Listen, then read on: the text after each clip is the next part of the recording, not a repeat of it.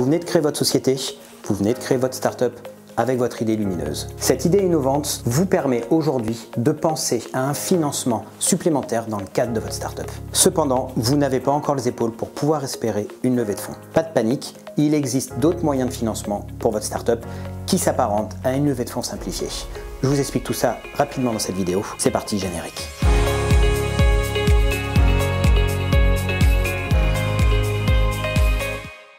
Bonjour à tous, je suis Guillaume, avocat et enseignant en droit, fondateur du réseau e-droit, vos plateformes de services juridiques en ligne. Alors aujourd'hui, après avoir vu la levée de fonds pour les startups, on va s'intéresser à une autre catégorie d'investissement. En effet, depuis 2014, il existe un outil simplifié qui permet un investissement rapide avec des avantages pour les investisseurs. C'est le bon de souscription autonome à accord d'investissement rapide, le fameux BSAR.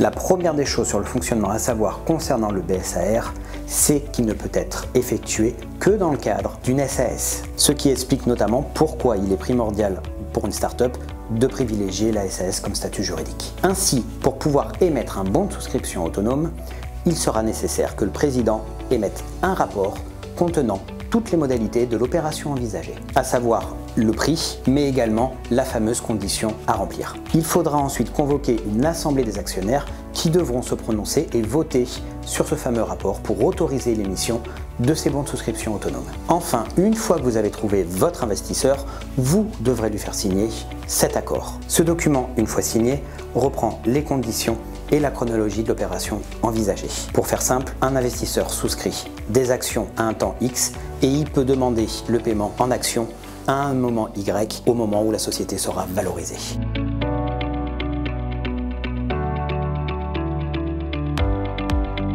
On retrouve deux sortes d'avantages concernant le BSAR. Les avantages, bien naturellement, pour la start-up et pour l'investisseur. Concernant la start-up, on peut lister plusieurs avantages. D'une part, la start-up va pouvoir bénéficier d'un financement sans contrepartie immédiate d'émission d'actions, ce qui va éviter bien des frais, notamment en augmentation de capital. L'émission de bons de souscription peut permettre à votre start-up également de disposer de fonds propres plus importants. Avec ces fonds propres supplémentaires, vous pourrez ainsi démarcher les établissements bancaires plus facilement afin d'obtenir des prêts professionnels. Enfin, on peut assimiler ce moyen de financement à un prêt, sauf qu'à l'inverse d'un prêt, il n'y a pas d'intérêt à payer. Pour l'investisseur, c'est tout gagnant aussi.